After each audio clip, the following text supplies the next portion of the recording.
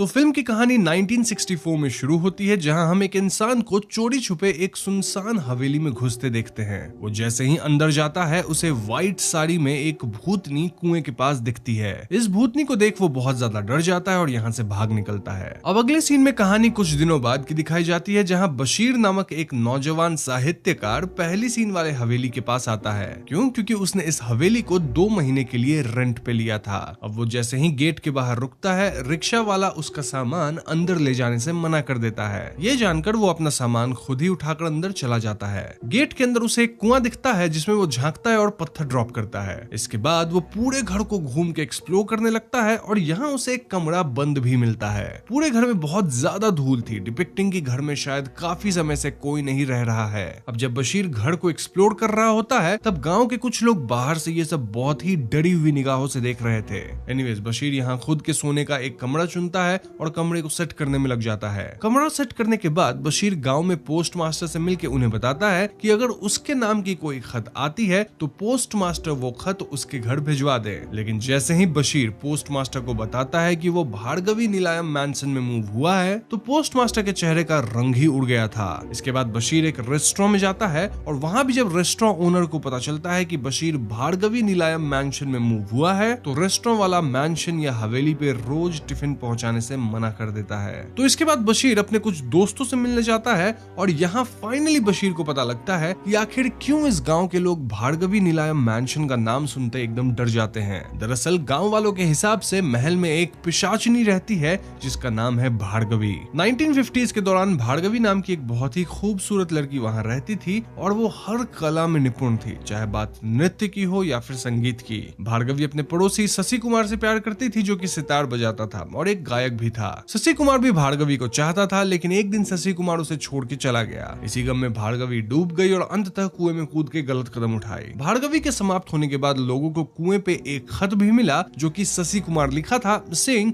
कि वो अब किसी और औरत के साथ शादी करके कहीं और रह रहा है। तब से भार्गवी की आत्मा उस हवेली में भटकती है और वो किसी भी मर्द को वहां टिकने नहीं देती है। हाल यह है कि लोग दिन में भी हवेली के अंदर जाना नहीं चाहते हैं। तो ये सब जानने के बाद बशीर वापस हवेली आता है और वो कुएं में झांक कर बातें करने लगता है। मतलब ऐसे बातें कर रहा था एज इफ वो भार्गवी से ही बात कर रहा हो। बशीर पहले तो सुबह कुएं में पत्थर फेंकने के लिए सॉरी कहता है, देन ये भी कहता है कि उसे भार्गवी की कहानी सुन के काफी दुख हुआ। देन बशीर एड्स कि वो 2 महीने के लिए इस जगह को रेंट किया है, जिसमें उसके सारे पैसे लग गए हैं, तो उसके पास रहने का कोई और ठिकाना नहीं है, इसलिए भार्गवी उसे यहाँ रहने दे, क्योंकि वो भी भार्गवी की तरह ही अकेला है। बशीर ये तक कहता है कि अगर भार्गवी की कहानी सच्ची है और वो सच में शशि कुमार से प्यार करी थी, तो वो बशीर के सिचुएशन को भी समझेगी और उसे परेशान नहीं करेगी। इन बातों के बीच बशीर को अलग अलग जानवर कंपाउंड में दिखते हैं, लाइक कुत्ता, बिल्ली, चूहा और हम व्यूअर्स को तो एक सांप भी दिखता है। खैर ये सब कह के बशीर अंदर जाता है, सॉन्ग्स बजाता है, देन कुएं के पास आके नहाने लगता है। वो भार्गवी को फिर से एड्रेस करके कहता है कि भार्गवी को गलत कदम नहीं उठाना चाहिए था,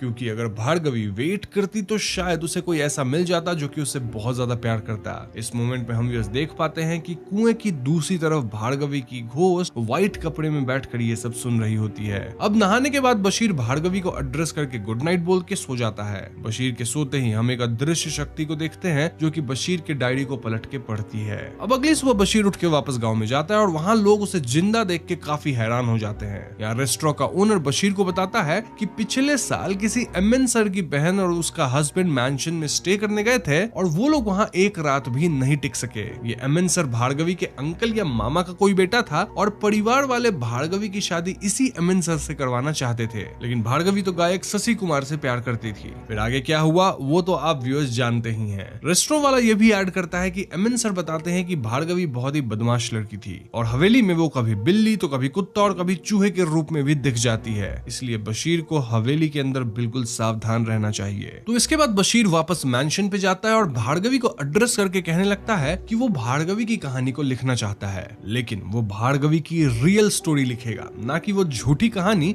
जो कि गांव वाले सबको सुनाते फिरते हैं। इसके बाद बशीर कहानी लिखना शुरू करता है और तभी उसे आउट हाउस से कुछ आवाजें सुनाई देती है। चेक करने पे वो पाता है कि घर के उस लॉक्ड कमरे की खिड़की में से एक स्टिक निकल रहा था। दरअसल पूरे हवेली में सिर्फ एक ही कमरा था जो कि लॉक्ड था और सबका मानना था कि उस कमरे में ही भार्गवी की चीजें रखी हैं। बशीर यहाँ अंदर जाता है और कमरे में उसे एक बक्सा मिलता है जो कि लॉक था। बशीर को इस बक्से की चाबी तो नहीं मिलती, लेकिन दीवार पे लिखे कुछ टेक्स्ट वगैरह से वो ये जरूर पता लगा लेता है कि भार्गवी का प्रेमी शशि कुमार एक गायक था। इसके बाद बशीर बक्से के लॉक को अपने चाकू से तोड़ देता है और अंदर उसे भार्गवी की एक तस्वीर मिलती है। खैर उस रात जब बशीर सो रहा होता है तो एक आदमी मैंशन में घुसने की कोशिश करता है, लेकिन बाहर ही वो भार्गवी को बैठा देखकर चिल्लाता है। चिल्लाने की आवाज सुन के बशीर नीचे आके इस आदमी को संभालता है और इस आदमी का कहना था कि वो तो यहाँ से गुजरते हुए काम की तलाश में अंदर आया, लेकिन यहाँ की मैडम उसे धक्का देके उसका गला दबाने लगी। ये सुन के बशीर थोड़ा आश्चर्य में था, क्योंकि घर में उसके अलावा तो और कोई है ही नहीं। जो भी हो, ये आदमी अपना नाम परिकन्नी जूनियर बताता है और उसकी बातों से हम समझ पाते हैं कि उसे ये पता ही नहीं कि भार्गवी भूत है। रादर वो भार्गवी को बशीर की पत्नी समझ बैठा था।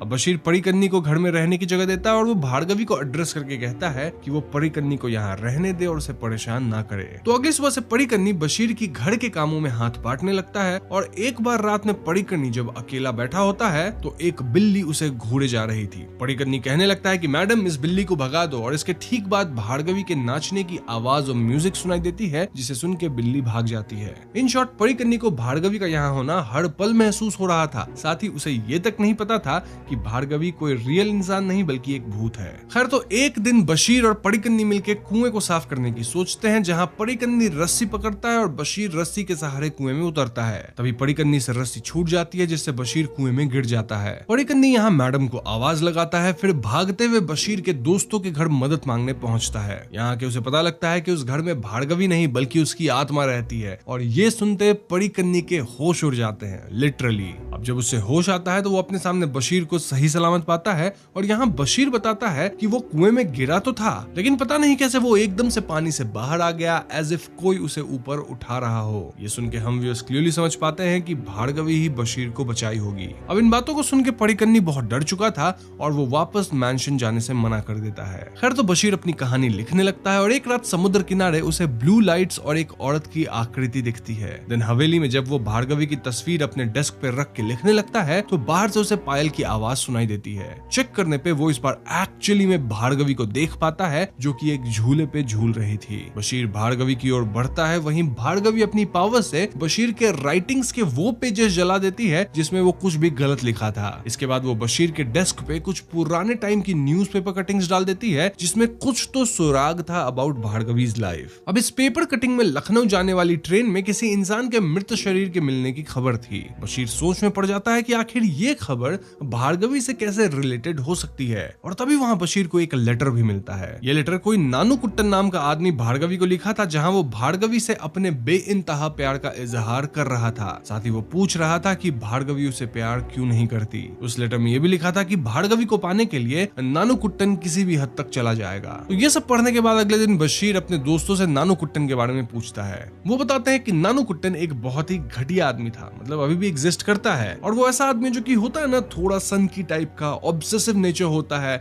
इनफैक्ट वो तो काला जादू और गलत काम में भी इन्वॉल्व रहता है। ये पता लगने के बाद बशीर गांव के कई लोगों से मिलकर बात करता है जो कि भार्गवी को जानते थे, लाइक भार्गवी के घर के नौकर पापू से, दोनों उसके फ्रेंड सुमा और लता से। और इन लोगों से बात करके बशीर को काफी कुछ पता लगता है। लाइक भार्गवी के समाप्त होने के अगले दिन लेटर वेल के पास नहीं बल्कि उसके नौकर पापू को मिला था। ये सुनते बशीर लेटर को देखने की बात करता है, जिसपे भार्गवी की मां बताती है कि नानू कुट्टन ने उसी दिन लेटर ले लिया था। ये सब सुन के बशीर को समझ आने लग गया था कि यहाँ असली खेल क्या होगा, और इसके बारे में मैं आपको वीडियो में आगे बताऊंगा ही। फॉर नाउ अब इतना जान लीजिए कि बशीर समझ जाता है कि भार्गवी खुद से समाप्त नहीं हुई थी, बल्कि एक्चुअली में कोई और उसे समाप्त किया था। अब उस रात बशीर घर लौटता है तो उसे मैंशन के बाहर कोई तो दिखता है। जब बशीर उस आदमी का पीछा करता है तो बशीर पे एक चाकू से हमला होता है, जिससे बशीर किसी तरह बच जाता है। खैर अगले दिन रेस्टोरेंट का मालिक बशीर से पूछता है कि क्या उसने कहानी पूरी कर ली, जिस पे राइटर कहता है कि हाँ, अब कुछ ही पेजेस बाकी है। बशीर ये भी कहता है कि भार्गवी को एक्चुअली कोई और समाप्त किया है, और उस राज के ऊपर से बशीर पर्दा उठाएगा।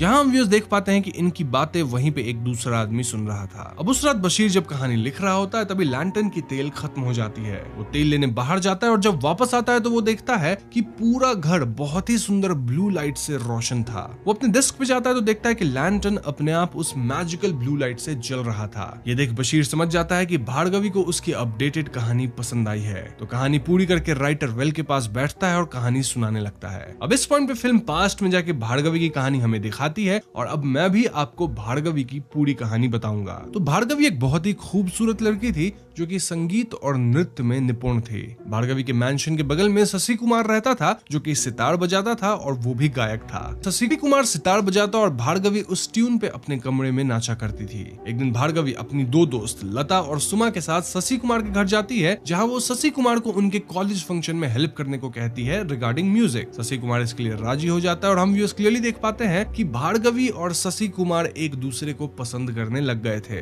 फंक्शन के बाद इनके बीच और भी नजदीकियां बढ़ने लगती हैं और आगे दोनों कई बार मिलते हैं एंड इट वाज क्लियर कि इनके बीच बेइंतहा मोहब्बत थी। वहीं पैरेलल में हम नानुकुट्टन को भी देखते हैं, जो कि भार्गवी को पसंद करता था और हर उस इंसान को धमकाता फिरता था जो कि भार्गवी की तरफ आंख उठा के भी देख ले। कमिंग टू भार्गवी, वेल वो अपने कंपाउंड वॉल के पास जाके शशि कुमार से बातें करती, उसे फ्रूट्स वगैरह देती और लव लेटर भी एक्सचेंज करती। एक दिन नानुकुट्टन वॉल पे इनके लव लेटर को देख लेता है और उसे समझ आ जाता है कि शशि कुमार और भार्गवी एक दूसरे को चाहते हैं। ऐसे में नानुकुट्टन पहले शशि कुमार से मिलता है, उसके सामने अपने पैसे का रोब झाड़ता है क्योंकि शशि कुमार थोड़ा गरीब था। इतने से नानुकुट्टन का मन नहीं भरा तो वो भार्गवी की माँ से मिलने जाता है और भार्गवी से शादी की बात करता है। ये सुन के माँ कहती है कि अभी तो भार्गवी की पढ़ाई चल रही है तो वो शादी नहीं कर सकती, और ऐसे भी माँ भार्गवी से बिना पूछे उसकी शादी का डिसीजन नहीं ले सकती। उनसे ना सुनकर नानुकुट्टन को गुस्सा आ जाता है और वो उनके नौकर पापू पर अपना गुस्सा उतार देता है। तभी वहाँ भार्गवी आती है और नानुकुट्टन को कन्फ्रंट करते हुए पापू की साइड लेती है। इस पे नानुकुट्टन भार्गवी को जबान संभाल के बात करने को कहता है क्योंकि वो उसकी होने वाली पत्नी है। ये सुनते भार्गवी डायरेक्टली मना कर देती है कि वो नानुकुट्टन से तो शादी नहीं करेगी। अब अगले दिन नानुकुट्टन भार्गवी के घर आता है और वो लेटर छोड़ के जाता है जिसमें उसने लिखा था कि भार्गवी को उसके साथ ऐसा नहीं करना चाहिए था। दोस्तों ये वही लेटर है जो कि बशीर को भी मिली थी। एनीवेज आगे नानुकुट्टन शशि कुमार को समाप्त करने की कोशिश करता है, लेकिन उसके बंदूक का निशाना चूक जाता है। अब यहाँ से कहानी थोड़ी सी अलग मोड़ लेती है जब हम समझ पाते हैं कि शशि कुमार को लखनऊ जाना पड़ेगा क्योंकि वहाँ कुछ पीसफुल प्रोटेस्ट वगैरह चल रहे हैं जिसमें वो हिस्सा लेने वाला है। ये जानकर भार्गवी काफी उदास थी, लेकिन शशि कुमार वादा करता है कि वो 6 महीने बाद वापस जरूर आएगा। खैर तो जब शशि कुमार लखनऊ जाने के लिए स्टेशन पे जाता है तो उसे वहाँ नानुकुट्टन भी मिलता है जो कि उसे केले देके कहता है कि ये केले भार्गवी भिजवाई है। नानुकुट्टन शशि कुमार के साथ ट्रेन बोर्ड करता है saying कि वो दिल्ली जा रहा है। अब जैसे ही शशि कुमार केले खाता है उसकी सांस अटक जाती है और हम भी समझ पाते हैं कि नानुकुट्टन उस केले में जहर मिला दिया था। इसके बाद नानुकुट्टन अगले स्टेशन पे उतर जाता है और शशि कुमार वहीं ट्रेन में समाप्त हो जाता है। दूसरी तरफ हम भार्गवी को देखते हैं जो कि शशि कुमार का इंतजार करती रहती है और काफी समय बीत जाने के बाद भी उसे शशि कुमार की कोई खबर नहीं मिलती। नानुकुट्टन उसे शादी करने को कहता है पर वो फिर से मना कर देती है। अब एक रात जब भार्गवी घर में अकेली होती है तब वहाँ नानुकुट्टन आता है। भार्गवी उसे फिर से रिजेक्ट कर देती है और इस पॉइंट पे नानुकुट्टन रिवील करता है कि उसने शशि कुमार को मार दिया है। जी हाँ दोस्तों, ये सुन के भार्गवी बिल्कुल टूट जाती है और मौके का फायदा उठा के नानुकुट्टन उसे अपने साथ रहने को कहता है। इस बात पे भार्गवी उसे जोर से थप्पड़ मार देती है और गुस्से में नानुकुट्टन भार्गवी को कुएं में फेंक के समाप्त कर देता है। अब सीन एक बार फिर प्रेजेंट डे में शिफ्ट होता है जहां बशीर भार्गवी से पूछता है कि क्या यह कहानी सही है। तभी पीछे से नानुकुट्टन निकलता है